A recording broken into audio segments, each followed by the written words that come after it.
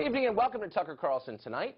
Donald Trump is officially the president-elect of the United States, the Electoral College having voted yesterday. Many of Donald Trump's critics, meanwhile, have also reached a milestone. They're officially hysterical, some having reached a diagnosable level of panic and overstatement. It isn't just that the other guy won. In their view, it's the end of civilization itself, the beginning of a post-apocalyptic hellscape where Nazis fill the upper ranks of our government. Where'd they get that idea? Well, maybe from people like our next guest. Tariq Nasheed hosts a podcast, writes books and movies, has his own radio show. He's a robust presence on Twitter where, just this morning, he wrote this, quote, Trump has appointed to his cabinet people from the alt-right, a white supremacist sect that literally throws up Nazi salutes, hashtag never my president. Tariq joins us now. Tariq, thanks for coming on. So I looked at a list of the president-elect's cabinet appointments. Which one of them throws up Nazi salutes, literally, as you said? Well, no. Well, Steve Bannon, he's associated with that alt-right organization, which is really nothing more than a sect of white supremacy. And those alt-right people, they were in a federal building at the Ronald Reagan building, throwing up Nazi salutes in the Steve Spencer, all of these, not Steve Spencer, but Richard Spencer, all of these guys are basically open white supremacists who practices Nazism. So, and Trump is associated with that, just like Reverend Wright was associated with Barack Obama, well, and you people here criticized him for that. You don't say he was associated. Yeah. You said appointed people to his cabinet who throw up Nazi salutes. Steve Bannon, by the way, is not in the cabinet. Has Steve Bannon thrown up a Nazi salute that you are aware of or can prove? But Steve Bannon is a part, and he was representing that whole alt-right movement. So if we're going to play Steve Bannon at this meeting? I mean, what does Steve Bannon have to do with it? Well, the same thing. He was associated with the people doing it. Just like how you guys associate me with Black Lives Matter, and I have nothing to do with it. Steve Bannon was representing, and he was associated with those alt-right people who are nothing more than white supremacists. And if we can go deeper than that, okay, and if we go deeper than that, with Trump, if we go deep, but we haven't gone deep enough, Tucker.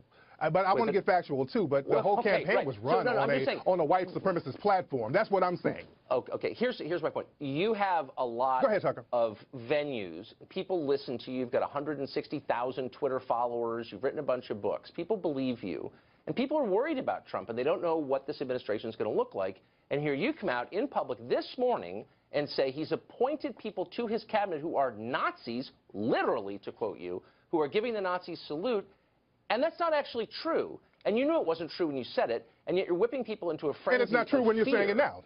It's not true when you're saying it now because I didn't say that. And that's the problem with systematic white supremacy. You get to label people and say that they said things that they didn't say. No, you didn't read my tweet. No, you didn't read my tweet. You just put your own thing to it, Tucker, which is kind of something that you do. Ask me what I said, and I'll be glad to answer that, Tucker. Here's what you wrote. But don't add nothing else to it, though. Just want to jog your memory now, Tariq. Trump has appointed people you don't have to. I know what I said. I know what I said, Tucker. Who literally throw Nazi salutes, and that's just not true. So my question is, isn't it irresponsible of you to say something that inflammatory that you know isn't true? Look, you may disagree with Trump, and that's fine, but he hasn't appointed Nazis to his cabinet. What you're saying isn't true. Sir, he's appointing a guy who's associated with the alt-right, and the alt-right, they are literally throwing up Nazi signs. Not only that, Donald Trump himself, he is disenfranchised and discriminated against black people his whole career. Okay. So this is not something that I'm just reaching out of a bag. And there's other people associated with Trump in the cabinet who have practiced systematic racism for years. So I'm just not pulling anything out of a bag. Even in the campaign, black people were getting beat up and called racial names. So I'm not pulling something out of thin air, Tucker. I'm not pulling anything out of thin air. Really quick questions. What do you think if there are literally Nazis in the cabinet, what do you think Ben Carlson, who's going to be the HUD secretary, thinks of that? Is he involved in that too? Well, just because you get an individual black person and tokenize that black person, no matter how qualified he is, no matter how qualified a black person is, if you tokenize a black person and put him in a system of white supremacy, that doesn't negate the system of white supremacy. You just put a black person as the face of white supremacy. Nothing more, nothing less. Okay. So I want to ask you about some stuff that you've written because I think it's important for viewers to know who you are, okay? Because people take you seriously. Now, you are, in addition to a lot of other things, the author of a number of books on dating. One of them is called The Art of Macking. You've written a couple others. And I just want to read you, I was reading it today, it's an interesting book. Chapter 6, Guaranteed Ways to Get Sex from Women. And I'm quoting you. In this chapter, I will give some tried and proven techniques that will help you talk a woman into giving it up. I will also offer you precise rebuttals to every objection a woman may have to giving it up. You say this, the #1 lame thing men say to get sex, I love you. You describe that as the bold lie approach. And then you say this: if a woman isn't ready for sex, you quote, 1, question her maturity, 2, minimize the significance of sex, and 3, tell her what she wants to hear. Now, you're advocating lying in order to take advantage of women sexually. This is in your book. I'm not misquoting it.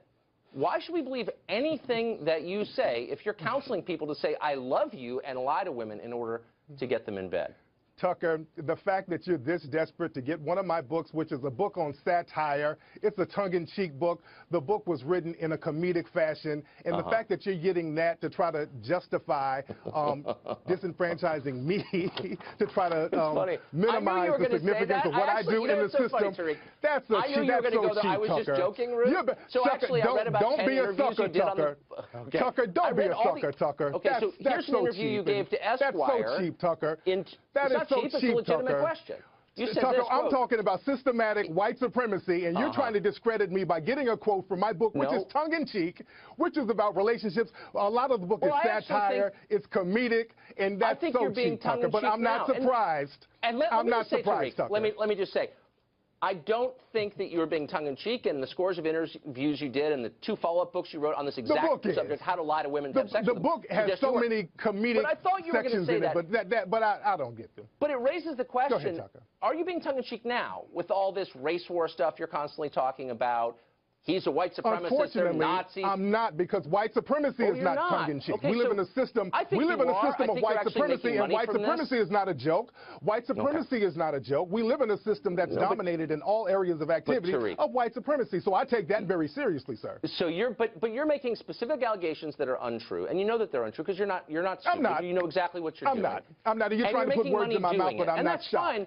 that's fine. But does it occur to you? It's very simple. And last question: does it occur to you that people believe you, and that you increase the temperature of race hatred in this country, and that long-term that might lead to some really bad things? Do you feel responsible for that? You mean like black people getting harmed in all areas of activity, like black people getting shot legally and executed legally? What have you done to, Tucker, what have you done to replace the system of white supremacy with the system of justice? I'm calling you out for lying. That's what I do. That's my contribution today. For replacing... Okay, Tucker. Yeah. Tariq, I appreciate it. Thanks for joining us tonight. Happy Kwanzaa to you.